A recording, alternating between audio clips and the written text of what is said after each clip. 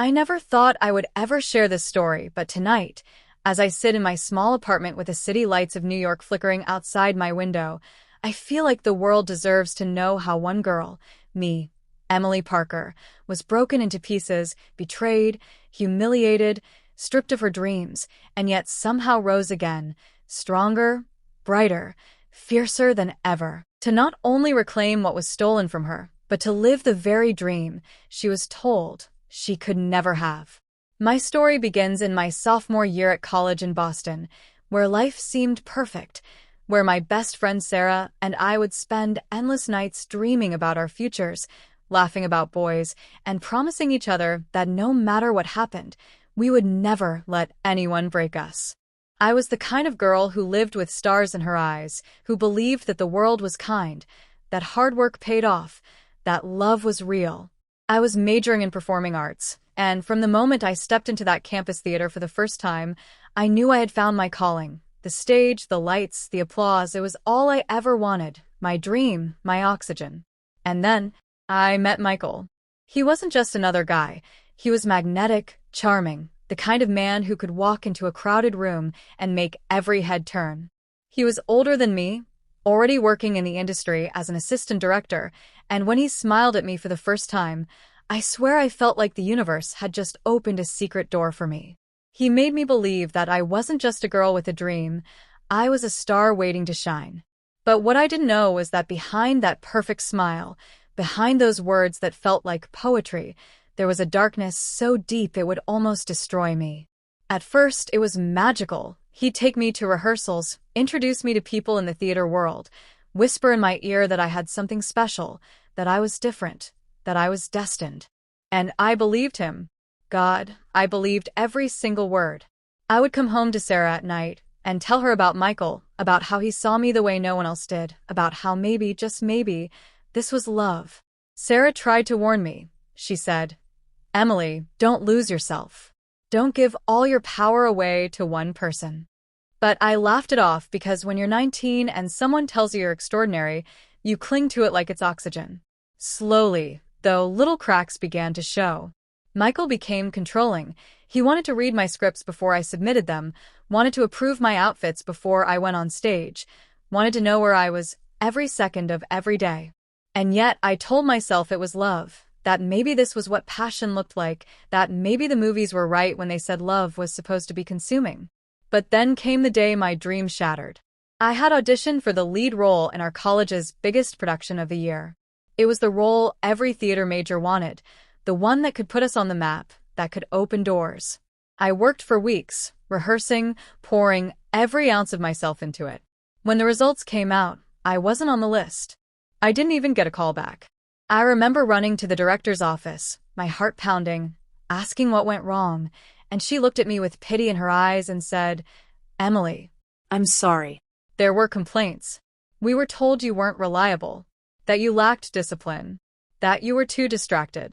My world collapsed. I knew immediately who had done it. Michael, the man I trusted, the man I loved. He had gone behind my back, whispered poison into the ears of people who mattered, sabotaged me. And when I confronted him, shaking, crying, begging for an explanation, he looked me dead in the eyes and said, "You're not ready, Emily. You'd thank me later. You belong to me, not to the stage." Those words, they killed something inside me. For weeks, I was a ghost of myself. Sarah tried to pull me out of it, tried to remind me of the girl I once was, but I couldn't hear her.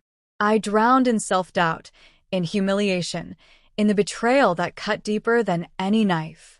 My grades dropped, I skipped classes, I stopped performing. And Michael? He thrived. He got promoted, he walked into rooms with power. He smiled that same charming smile, while I lay in pieces, forgotten, invisible. But here's the thing about hitting rock bottom. It forces you to look at yourself in the mirror and ask, is this really the end? And one night, staring at my tear-stained face in the bathroom mirror, I realized no, this wasn't the end. This was the beginning. So I made a decision. I cut Michael out, blocked him on everything.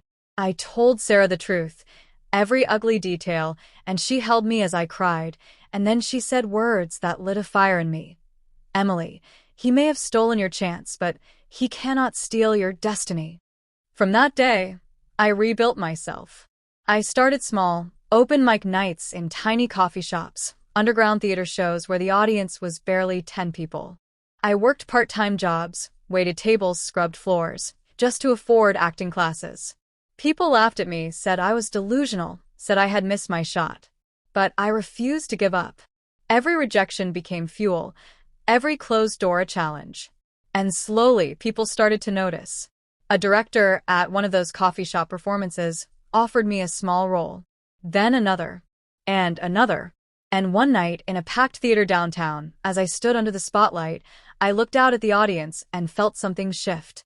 I was living my dream again. But the story doesn't end there. Because one night, years later, at a prestigious theater gala in New York, I saw him. Michael. Still charming, still smiling, but this time smaller. He wasn't the star anymore. His career had plateaued. And when our eyes met across the room, I saw shock, then recognition, then something else, fear. Because I wasn't the broken girl he once controlled. I was Emily Parker, the rising star headlining the play everyone in the city was talking about. He tried to approach me, stammering about how proud he was, how he always knew I had it in me. And for the first time, I wasn't afraid.